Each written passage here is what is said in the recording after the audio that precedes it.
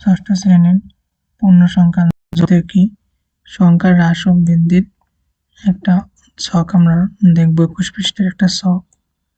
এখানে বলা আছে যে সংখ্যাগুলো পূর্ববর্তী ও পরবর্তী সংখ্যাগুলো লিখে নিচের ছকটি পূরণ করো। এই ফাঁকা করে কি পূর্ববর্তী সংখ্যা লিখতে হবে, আর এখানে প্রদত্ত সংখ্যা দেওয়া আছে 10, আর এখানে কি পরবর্তী সংখ্যা লিখতে হবে।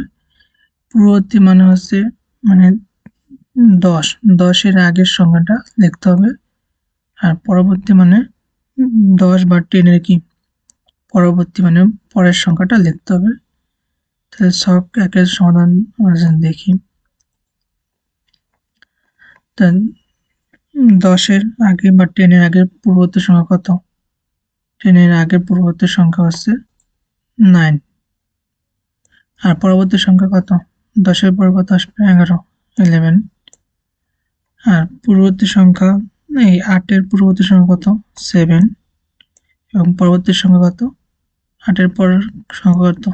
9, আর -5 এর পূর্ববর্তী কত? -6, কারণ -5 এর পূর্ববর্তী মানে -5 এর আগের সংখ্যাটা হচ্ছে কি -6, কারণ মাইনাস সামনে থাকলে কি সেই সংখ্যাটা বড় সংখ্যাটা কি হয়ে যায়?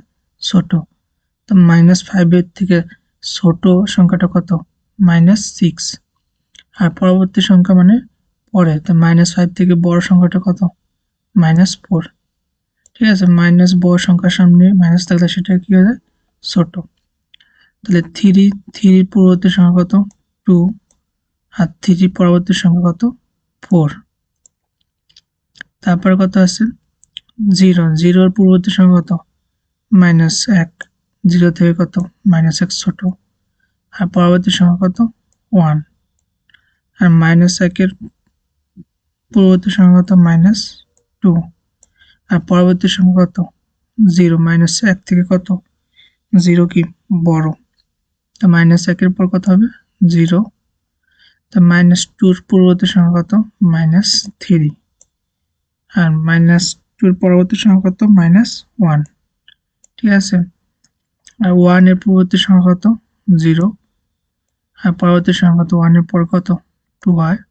আমরা যদি সংখ্যা রেখায় দেখি যে এখানে কি প্রথমে কি 0, তারপর কত? 1, তারপর কি 2, এভাবে কি বৃদ্ধি পায়। আর এদিকে কি বাম দিকে কত? -1, তারপর কত? -2, তারপর এখানে কত? -3, এভাবে কি এদিকে এই বাম দিকে কি মাইনাসগুলো নিতে হয়, আর কি সমাধান ডান দিকে কি প্লাসগুলো। -10 এর পরবর্তী সংখ্যা কত হবে? -11, আর পরবর্তী সংখ্যা কত? -9। ঠিক আছে।